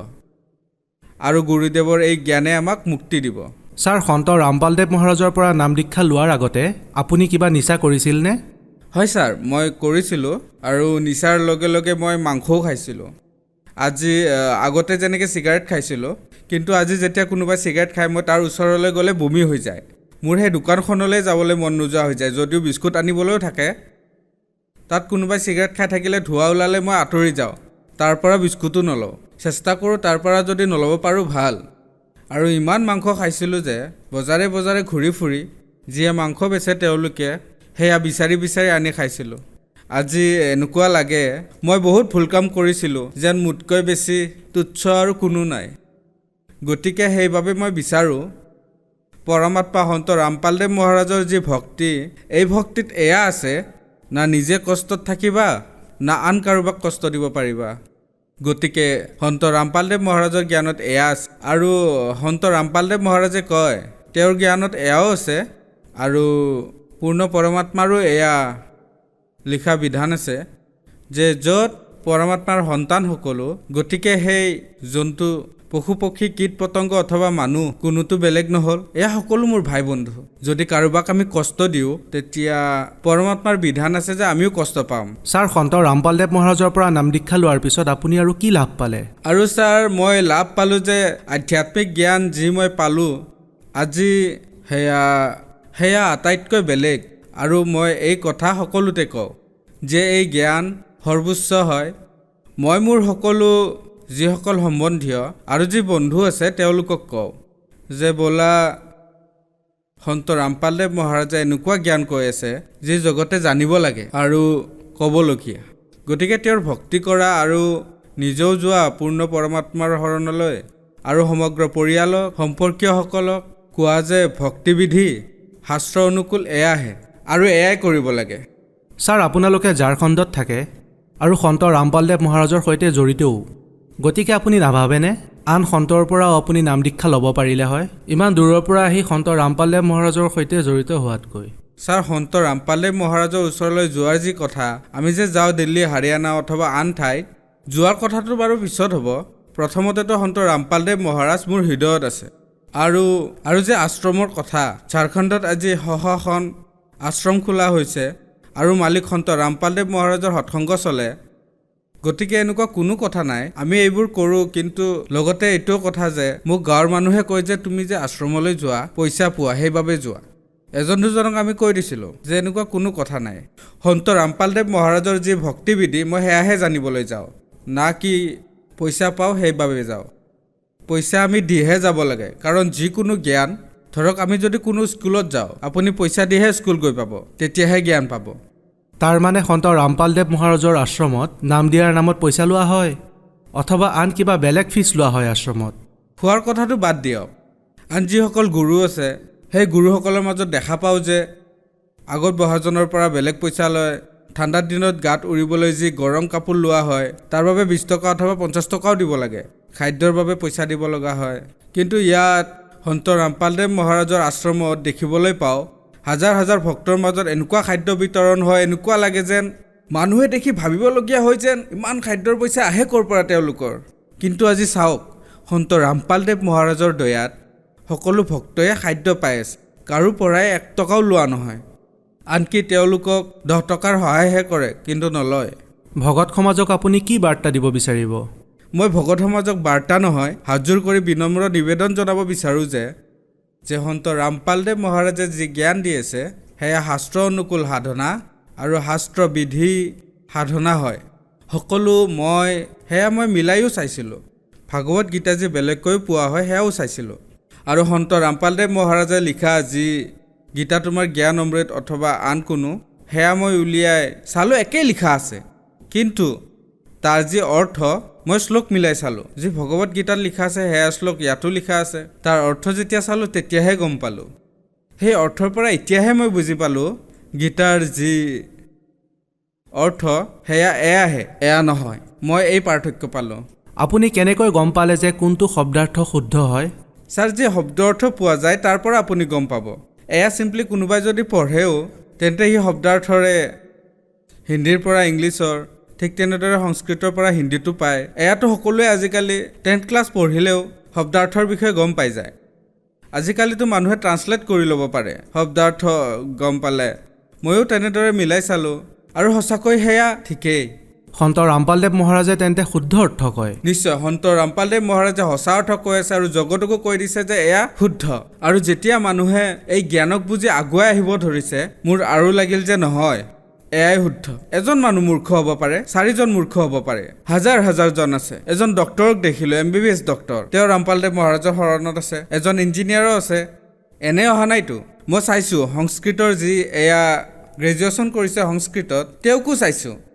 এজনে MA কৰিছে, তেওঁ কৈছে তেওঁতো সংস্কৃতত MA কৰিছে। ঠিক আছে, মই অশিক্ষিত অথবা আন কোনো, সেইজনটো অশিক্ষিত নহয়। ঠিক আছে, তেওঁক পইচা দিছে, কিন্তু এজনকহে দিব, হাজাৰজন মানুহকতো দিব নোৱাৰে। গতিকে এই কথা। যিসকলে সন্ত ৰামপালদেৱ মহাৰাজৰ সৈতে জড়িত হ'ব বিচাৰে, কেনেকৈ জড়িত হ'ব পাৰিব? সন্ত ৰামপালদেৱ মহাৰাজৰ সৈতে জড়িত হ'বলৈ ছ'চিয়েল মিডিয়াৰ যি চেনেল আছে, ইউটিউব আছে, ফেচবুক আছে অথবা টুইটাৰ আছে, যিকোনো ঠাইতে চাই আৰু টিভিত যি বিভিন্ন চেনেলত সৎসংগ আহে তাৰ তলত হালধীয়া শাৰী এটা থাকে, তাত নম্বৰ থাকে। ইয়াৰ পৰা আপোনাৰ ওচৰত যি চেণ্টাৰ আছে আপুনি ফোন কৰি গম লওক, আপোনাক তৎক্ষণাতেই ঠিকনাটো দিয়া হ'ব। আপুনি তালৈকে গৈ নাম দীক্ষা ল'ব পাৰে, ভক্তি কৰিব পাৰে। বহুত ধন্যবাদ। সচ্চাহে।